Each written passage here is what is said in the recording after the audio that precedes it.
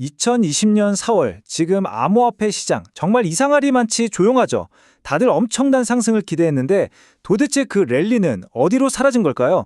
자, 오늘 바로 그 미스터리를 풀어보고 지금 이 상황을 어떻게 기회로 만들 수 있을지 아주 명확한 투자 전략을 함께 세워보겠습니다. 아마 다들 똑같은 생각 하셨을 거예요. 분명히 대규모 숏 스퀴즈가 터질 거라고 예상했는데 왜 잠잠할까요? 왜 가격이 폭등하지 않았을까요? 이 질문에 대한 답을 찾는 것, 바로 여기서부터 우리 전략이 시작됩니다. 이게 핵심 열쇠거든요. 자, 오늘 우리가 살펴볼 내용인데요. 먼저 시장에 무슨 일이 있었는지 그 미스터리부터 파헤쳐 볼 거고요. 그리고 시장을 짓누르는 보이지 않는 손은 뭔지 그 실체를 알아볼 겁니다. 하지만 반격의 신호들도 분명히 있거든요. 그 강세 신호들을 찾아내서 이걸 바탕으로 2020년 4월에 우리가 뭘 해야 할지 구체적인 투자 계획을 짜볼 거고요. 마지막으로 그래서 왜 지금이 리스크는 적고 보상은 큰 절호의 기회인지 딱 결론을 내려드리겠습니다. 네, 그럼 첫 번째 이야기부터 시작해보죠. 도대체 랠리는 어디로 간 걸까요? 솔직히 저를 포함해서 많은 전문가들이 강력한 반등이 나올 거라고 봤거든요. 왜 그렇게 생각했는지 그 근거부터 한번 따져보겠습니다. 그때 논리가 아주 명확했어요. 보세요. 이란 이스라엘 문쟁 같은 전쟁 프리미엄은 이미 가격에 다 녹아들었다고 봤고요. 반대로 시장에 또 떨어질 거라는데 돈을 건 숏 포지션은 너무너무 많이 쌓여 있었죠. 이거 뭐랄까, 용수철을 있는 힘껏 눌러놓은 상태랑 똑같았어요. 살짝만 손을 떼도 하늘로 튀어오를 것 같은 그런 상황으로 보였던 거죠. 그런데 그 용수철은 튀어오르지 않았습니다. 정말 이상하죠? 마치 누군가가 보이지 않는 손으로 꽉 누르고 있는 것처럼 말이에요. 자, 그럼 두 번째 파트로 넘어가서 도대체 무엇이 시장의 발목을 잡았는지, 우리의 예상과 현실은 얼마나 달랐는지 그 실체를 한번 들여다보겠습니다. 바로 이겁니다. 왼쪽이 우리가 그렸던 그림, 그러니까 로켓처럼 솟구치는 시나리오였죠. 근데 실제로는 오른쪽 상황이 펼쳐진 겁니다. 왜냐? 로켓이 날아오르려면 연료가 있어야 하잖아요. 그 연료 역할을 해야 할 개인 투자자들의 매수세가 결정적으로 부족했던 거예요. 오히려 그 틈을 타서 중국계 마켓메이커 같은 고래들이 유동성을 싹 흡수해버리면서 상승 에너지를 꺼트린 거죠. 그리고 또 하나의 중요한 변수가 있었어요. 바로 시장의 가장 큰 형님, 마이크로 스트래티지입니다. 여기가 한 2주 정도 자금 조달 때문에 비트코인 매수를 잠시 멈췄거든요. 늘 시장이 흔들릴 때마다 든든하게 받쳐주던 버팀목이었는데 이 버팀목이 잠깐 사라지니까 와, 다른 알트코인들이 힘을 못 쉬고 휘청거리는 게 눈에 보일 정도였죠. 자, 여기까지 들으면 시장이 좀 답답하게 느껴지실 수도 있어요. 그런데요, 이게 다가 아닙니다. 지금 이 조용한 수면 아래에서는요, 정말 거대한 반격을 위한 신호들이 꿈틀대고 있거든요. 그리고 바로 이 지점에서 우리에게 엄청난 기회가 생기는 겁니다. 자, 이 표를 한번 보세요. 굉장히 중요한 강세 신호들이 보입니다. 첫째, 몇 달 만에 USDT, 그러니까 스테이블 코인 발행이 다시 시작됐어요. 이게 무슨 뜻이냐? 기관들의 실탄이 다시 시장으로 들어오고 있다는 아주 강력한 신호입니다. 둘째, 미국 코인베이스 프리미엄이 플러스로 돌아섰습니다. 미국에서 비싸게라도 사려는 매수세가 붙고 있다는 거죠. 그리고 아마 가장 중요한 걸 텐데요. 5월에 클래리티 법안이라는 시장의 판도를 바꿀 수도 있는 엄청난 규제 호재가 기다리고 있습니다. 그리고 이 숫자를 한번 보세요. 14억 달러.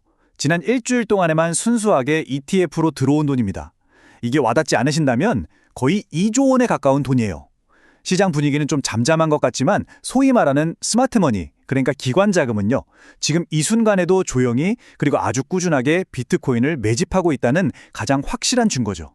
자, 그럼 이제 진단은 끝났습니다. 중요한 건 그래서 이제 뭘 해야 하는가 하잖아요. 이 분석들을 바탕으로 우리가 실제로 어떻게 행동해야 할지 2020년 4월 말 바로 지금을 위한 투자 플레이북을 하나씩 펼쳐보겠습니다. 우리 전략의 핵심 딱 하나만 꼽으라면 바로 이 전쟁 저점 지지선입니다. 이게 뭐냐면 이란 이스라엘 분쟁 때문에 시장의 공포가 정말 극에 달했을 때 찍었던 바로 그 가격대예요. 다시 말해 시장 참여자들이 가장 겁을 먹었던 지점이죠. 그래서 이 가격대가 이젠 아주 강력한 심리적, 기술적 바닥 역할을 하는 겁니다. 비트코인이 이 가격만 지켜준다면 이제 그 이하로는 안 떨어진다는 믿음이 생기는 우리의 최후 방어선이라고 보시면 됩니다. 그럼 매수는 어떻게 해야 할까요? 몰빵은 절대 안 됩니다. 지금 보시는 것처럼 아주 전략적으로 접근해야 해요. 가격이 아까 말씀드린 그 전쟁 저점 지지선 근처로 올 때 일단 1차로 살짝 들어가 보는 거죠. 그리고 그 지지선을 깨지 않고 버텨내는 걸 확인하면 그때 2차로 좀 더 큰 비중을 싣는 겁니다. 혹시라도 만에 하나 이 지지선이 깨지면서 패닉셀이 나온다? 그럼 오히려 땡큐죠. 그 공포를 이용해서 반등을 확인한 후에 마지막 3차 매수로 기회를 잡는 겁니다. 이게 바로 상황별 분할 매수 시나리오입니다. 자, 이게 바로 우리의 매수 버튼을 누르기 위한 최종 체크리스트입니다. 가격만 보고 섣불리 들어가면 안 돼요. 첫째, 기술적으로 전쟁 저점을 지켜내는지. 둘째, 시장의 공포 심리가 희망으로 바뀌기 시작하는지. 셋째, 클래리티 법안 통과 같은 강력한 호재 뉴스가 나오는지. 마지막으로 시장의 큰형님, 마이크로 스트래테지가 다시 매수를 시작하는지. 이 네 가지 신호가 딱 맞아떨어지는 그 순간, 그게 바로 우리가 기다리는 완벽한 타이밍입니다.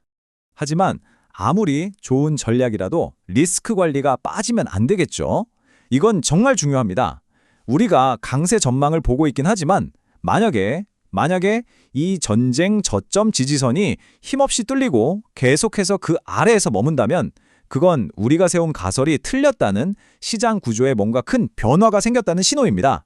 그럴 땐 미련 없이 즉시 위험 신호를 받아들이고 리스크를 재평가해야 합니다. 자, 이제 마지막 퍼즐 조각을 맞출 시간입니다. 지금까지 우리가 살펴본 모든 분석들, 이 모든 것들을 종합해보면 어떤 그림이 나올까요? 그래서 결론적으로 지금은 정말 기회가 맞을까요? 결론은 이겁니다. 지금은 리스크 대비 보상, 즉 손익비가 아주 좋은 시점이라는 겁니다. 이게 무슨 말이냐면요. 아래로 떨어질 위험은 전쟁 저점이라는 단단한 바닥과 기관들의 매수세가 막아주고 있어서 상대적으로 제한적인데, 위로 올라갈 가능성, 특히 클래리티 법안 같은 엄청난 호재가 터졌을 때의 상승 잠재력은 정말 어마어마하다는 거죠. 쉽게 말해서 잃을 건 조금인데 얻을 건 아주 클 수 있는, 굉장히 유리한 베팅을 할 수 있는 바로 그런 타이밍이라는 겁니다. 네, 오늘 저희 분석을 통해 시장을 어떻게 읽어야 할지, 그리고 어떻게 행동해야 할지에 대한 하나의 지도를 드렸습니다. 이제 거대한 변화가 정말 코앞까지 다가온 것 같은데요. 마지막 질문은 이겁니다. 여러분은 이 거대한 기회의 문 앞에서 그 문이 열릴 때 과감하게 들어갈 준비가 되셨나요? 아니면 이번에도 망설이다가 기회를 지켜보기만 하시겠습니까?